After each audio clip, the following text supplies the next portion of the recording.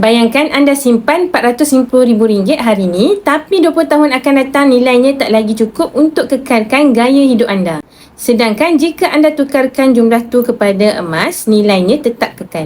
Kenapa ini berlaku? Jom kita faham kenapa emas merupakan simpanan yang lebih selamat untuk masa depan. Dulu, emas merupakan mata wang utama di seluruh dunia. Hinggalah pada tahun 1971, Amerika Syarikat putuskan hubungan antara emas dan mata wang. Ini menjadikan wang kertas seperti yang kita gunakan hari ini tak lagi disandarkan pada nilai emas. Sejak itulah nilai wang terus menyusut akibat inflasi. Inilah sebabnya ramai pakar kewangan menekankan kepentingan menyimpan aset berbanding wang tunai.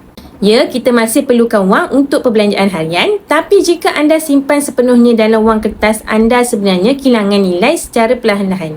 Contohnya, RM450,000 yang anda simpan dalam ASB, tabung haji ataupun KWSP mungkin kelihatan banyak hari ini.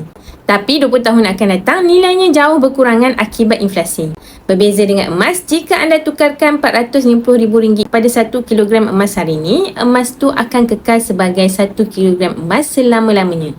20 tahun dari sekarang, nilainya tetap relevan dan keperluan hidup pada masa itu sama seperti nilainya hari ini. Ini kerana emas mempunyai nilai intrinsik yang tak terjejas oleh inflasi ataupun kejatuhan mata wang.